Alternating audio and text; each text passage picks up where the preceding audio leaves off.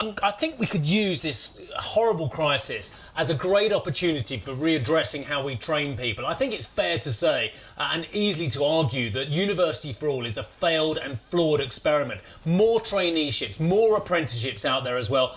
I think it's just got to be the way forward. Are we using this crisis as an opportunity to reinvigorate how we train people?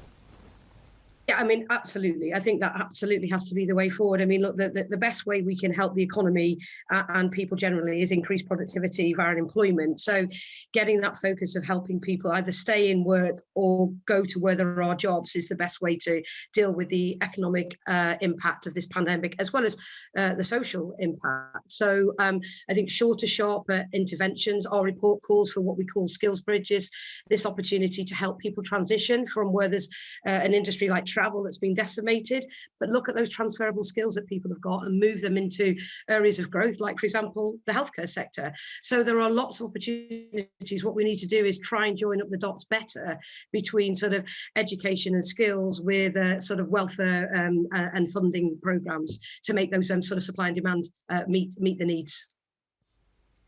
Kirstie, it's all very fluffy for Rishi Sunak to say we're going to give more money here and companies say, yeah, that sounds good on that front. But the fact of the matter is companies need to do a lot more, don't they? They need to allocate a far larger amount of money. Stop expecting kids to come out of university, young people to come out of university fully packaged up and ready for the workplace. The businesses themselves need to take on a greater mantle. Is that message getting through? I think so. I think there are a lot of employers who are incredibly, operate incredibly responsibly in terms of really thinking about their role in society and in regions and where they need to go and recruit locally. But I would absolutely agree that this is an opportunity for employers to think differently and in a more diverse way about the talent pool in which they recruit from.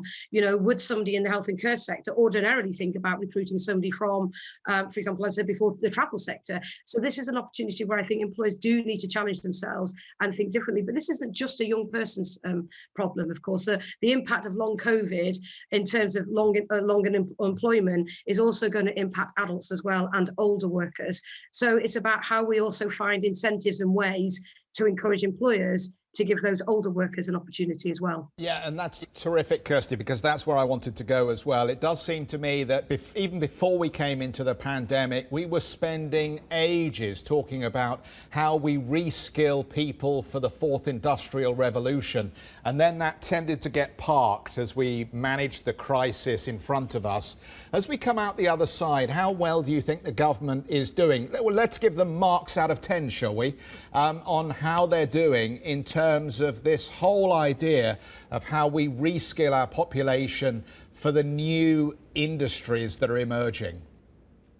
Again, a great question. I mean, one of my, I suppose, criticisms, I can call it that, of the budget this week is that whilst there was a lot in there around the short-term incentives and the short-term ways that employers will be incentivised, as you mentioned before, things like apprenticeships, we're not doing enough to join up the dots and look at that longer-term sort of 5-10-year planning, which is what these newer industries actually need. So, we think about the green agenda, the carbon footprint, growth in health, growth in infrastructure, growth in digital. All of those sectors actually should give us a lot of hope in terms of where there are opportunities for both young people and older workers. But what we do need the government to do is take a longer term look at how we join up all of the different funding streams that they have started to announce and think in a lot more longer term ways in terms of joining that up. So there's something here about the supply and demand being more planful for the longer term, even though I know we're all focused on how do we actually stem the unemployment issues that we've got right now.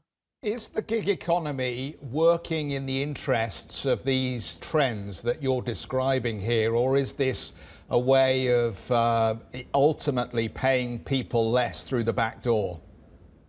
Well, look, I mean, there's always going to be some imbalances initially. I think whenever new modes of operating come into being, I think organisations, I think employers are recognising that that there will still be a kind of, in inverted commas, war on talent, just as we had, as you said before, COVID hit, where we actually had a situation where we were looking for more people to come into those new skill areas. I still believe that there will still be a competition for the right talent, the right skills, even within the gig economy. economy. But there are lots of employers who are starting to do more socially responsible things around the training that they give those individuals in the gig economy to make sure that they still remain employable, because they know even in the gig economy they still need to be able to recruit the best possible people they can in order to be competitive and productive.